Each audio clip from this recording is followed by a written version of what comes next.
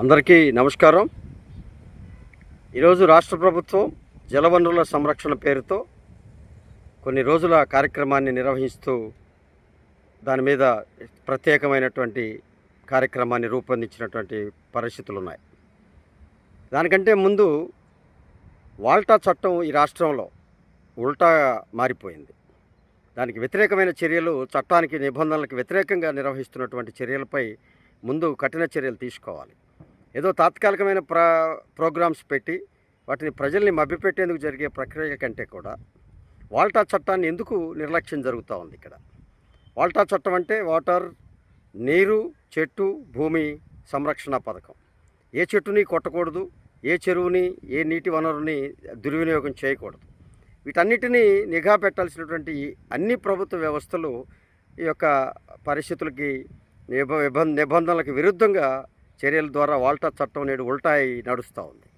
ఇది గమనించని ప్రభుత్వం ఏదో తాత్కాలికమైన ప్రత్యేకమైన ప్రోగ్రాంల ద్వారా జలహారతుల పేరుతో ఊరక చెరువులో పూలు జల్లి ఆయా ప్రతినిధులు తాత్కాలికమైనటువంటి అంశాలని ప్రచారానికి మాత్రమే నిర్వహిస్తూ ఉన్నారు. ముఖ్యంగా అనేక చెరువులు, అనేక కుంటలు, అనేక దొరువులు ఈరోజు ఆక్రమణకు గురి కాబడ్డాయి. అవి నిర్లక్ష్యానికి గురి కాబడ్డాయి. అందుకంటే కూడా ఈరోజు మనం ఏ పట్టణం చుట్టూ చూసినా కూడా, ముఖ్యంగా ఒంగోలు నగరాన్ని చూస్తే ఒంగోలు నగరం పరిసరాల పరిస్థితుల్లో అనేక మంది బోరుబావులేసి నీటిని యథేచ్ఛగా ప్రైవేటుగా అమ్ముకుంటున్నారు. అలాగే ఒంగోలులో ఉన్న చెరువులన్నీ పూడ్చివేయబడ్డాయి.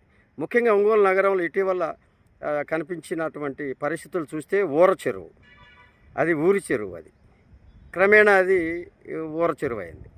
దాన్ని ఎప్పుడో దాతలు ఇచ్చినటువంటి ఆ యొక్క భూమిని ఈరోజు అన్యాక్రాంతమై అనేక నిర్మాణాలతో అనేక మంది ఆక్రమణకు గురై ఎవరైతే అనర్హులకి అధికారం లేని వాళ్ళందరూ పట్టాలు ఇచ్చి ఈరోజు అది పూడ్చివేయబడింది. ఇలాంటి అంశాలన్నీ మనం గమనిస్తే వాల్టా చట్టం ఉన్నదా అనిపిస్తూ ఉంది. అలాగే మద్దిపాడు పరిసరాల ప్రాంతాల్లో కొండని, ఇసుకని, అవి ముఖ్యంగా గుండ్లకమ్మ డ్యామ్ని చుట్టూ తవ్వేస్తున్నటువంటి ఇసుక పరిస్థితులు చూస్తే భవిష్యత్తులో డ్యామ్ పరిస్థితి ఏంటనేది పెద్ద ప్రశ్నగా మారిపోయే పరిస్థితి ఉంది.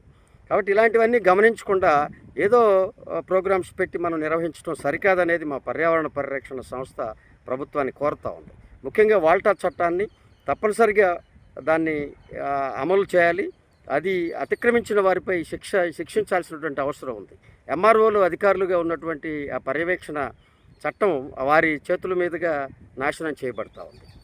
ఏది సంరక్షించబడట్లేదు. ప్రభుత్వ విధానాలన్నీ కూడా అమలుకు నోచుకోక అవి ప్రజలకి, ప్రకృతికి చాలా నష్టం కలిగిస్తున్నాయని మనం చెప్పుకోవచ్చు. మద్దిపాడు మండలం గుండ్లకమ్మ